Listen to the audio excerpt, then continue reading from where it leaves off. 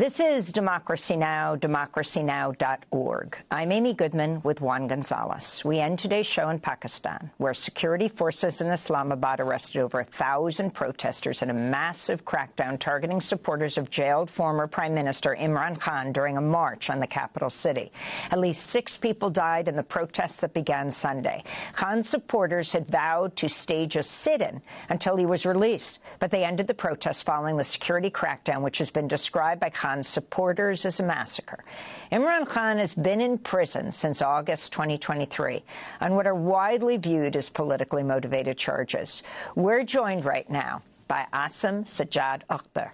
He is Associate Professor of Political Economy at Quaid-e-Azam University in Islamabad. He's also affiliated with Pakistan's left-wing Awami Workers' Party. Thanks so much for being with us, Professor. If you can just start off by talking about what took place in the last few days. Now, Imran Khan supporters have called off the protests, but the mass protest has taken place and the number of arrests and deaths.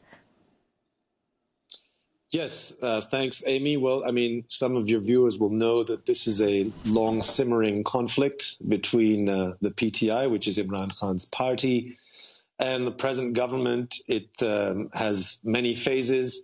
The most recent sort of big sort of part of this sort of conflict was in February of 24, when in general elections, it's widely sort of understood that Khan's party won the majority of seats, but through various kinds of post-poll rigging, was denied an opportunity to run the government, and this was while Khan was in jail, and he's been in jail now for I think 14 months. So this protest, which was called on the 24th of November, was yet another sort of big mass mobilization to demand his release, to demand the release of many other PTI leaders and supporters who have been in and out of prison both before and during this protest, and to basically say, or to demand, in a sense, that this, what the PTI believes, and what I think is reasonable for it to believe, is an illegitimate government, is called to account, and sort of polls are held afresh.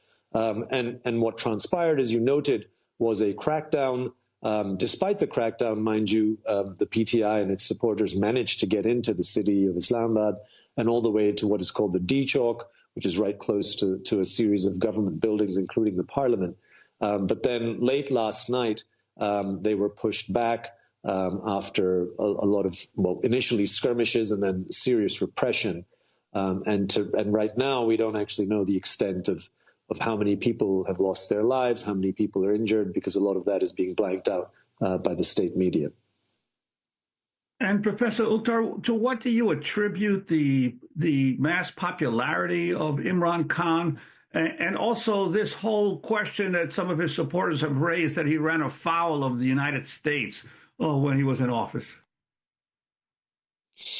Well, I mean, Imran Khan is I think, a phenomenon that has many parallels around the world, sort of a self-proclaimed outsider, who I think has built his popularity around the unpopularity of the so-called liberal centrist parties, or what I would call the liberal establishment, which have over many decades now acceded to, for instance, IMF conditionalities, have allowed the military, which of course is Pakistan's most prominent and powerful political force, a free hand. And so, all of these things, and there was a war on terror in Afghanistan and its effects in Pakistan.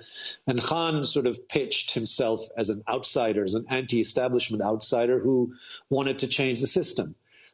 He came to power, as some of your viewers will know, and was in power for the best part of 4 years between 2018 and 2022. And when he fell afoul of the military, initially his coming to power was largely assisted by the military, but it was when he fell afoul of the military in 2022 is when he was booted out. But people like Imran, I think, are in a sense, are able to play to their gallery better when they're out of power. And so the last couple of years, anti-incumbency, with whether it be because of inflation, unemployment, again, a regime that is pandering to the military at every juncture. I think that has, in a sense, it further inflated this support base that Khan enjoys in a very youthful country, mind you. Pakistan's median age is about 23. And as far as the America thing goes, I don't think there's any conclusive evidence that there was sort of direct meddling in that particular decision for Khan to be booted out in April 2022. That was largely because he fell afoul of the military. But again, as your viewers will know, this is not a country in which the United States needs to intervene at any one juncture. It's had a larger-than-life role, partly in sponsoring and propping up Pakistan's military since the Cold War. So the fact that Khan touches a nerve by speaking about American involvement, I think also speaks to how you can take a particular grain of truth and sort of combine it with mass anti-incumbency to generate a great deal of resentment. And you mentioned the Pakistani military. Could you talk about the outsized role of the military within Pakistani society, and are there the long-established ties between it and the U.S. military? That's right. Yes, as I said, this is a story that goes all the way back to the Cold War. Pakistan was widely viewed by the Washington as an anti-communist frontline state through the 1950s, 60s, and then most notoriously after 1977, when the so-called jihad was backed by America and sort of, in a sense, operationalized by the Pakistani military. And then again, when that story turned on its head and the old jihadis were now cast as terrorists after 2001, again, it was a military dictatorship of Pervez Musharraf, which was backed heavily by the Bush administrations and even later on by the Obama administration. So there's a long story, and the Pakistani military has benefited from American support to not only dominate Pakistan's political life, but also largely dominate its economy. And I think what has happened with Khan, because as I noted earlier, Khan actually initially came to power with the support of the military. But what has happened is that this long sort of gestating, simmering sort of undercurrent of sentiment amongst ordinary people about the outsized, as you said, role of the military in Pakistan's political, economic, and social life, I think it is coming to a head somewhat. Now, time will tell, however, whether Khan and his party are really able and willing to take on the military and sort of the militarized political economy. So as I would say, rather than perhaps just seeking a route back into power. But that doesn't excuse, of course, the fact that they have been subject to serious repression over the last couple of years. And I think that has simply reinforced Khan's massive popularity. So do you see parallels between Imran Khan, who can, as you say, mobilize massive number of people from prison into the streets, even as so many are arrested and a number killed? Do you see parallels between him, who faces a number of corruption charges, and President Trump? Yeah, as I noted earlier, I mean, he is, as I said, Imran is I think is sort of in a sense a symbol of the type of political leader that has emerged, I think, over the last 15, 20 years. Trump is another example. Right next door to us in India is Modi.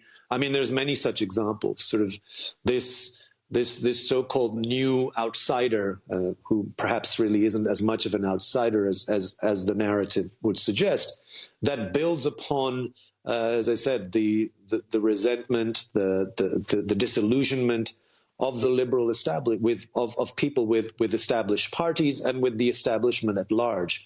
And certainly there's parallels. In fact, Trump and Imran, when they were both in their earlier incarnations in office in 2019, sort of had this very buddy-buddy type engagement when they met. And right now, right after your election on November 5th, there was a lot of PTI online sort of media. Mind you, a lot of the PTI has a great deal of support in the diaspora, that played up this notion that maybe a Trump administration would coax the Pakistani military into getting Imran out of power. So there's a lot of parallels. They're not the same thing. They can't be reduced to the same thing, but I do think that it tells us a lot about how the liberal center continues to fail and pave the way for these so-called outsiders to thrive. Asim Sajjad Akhtar, we thank you so much for being with us, Associate Professor of Political Economy at Quaid-i-Azam University in Islamabad. That does it for our show. Tune in Thursday, Thanksgiving, for a special broadcast with Indigenous scholar Nick Estes and Ta-Nehisi Coates, author of The Message. And on Friday, we'll speak to Namanti Nankimo, an Indigenous leader from the Amazon in Ecuador, as well as Palestinian poet Masab Abu Toha from Gaza. That does it for our show. Special thanks to Mike Burke, Nate Feltz, Dina Guzder, Messiah Rhodes, Nermeen Sheikh, Maria Tarasena, Tammy Warrenoff, Tarina Nadura, Sam Alcoff, Tay Maria Studio. I'm Amy Goodman with Juan Gonzalez. Happy holidays.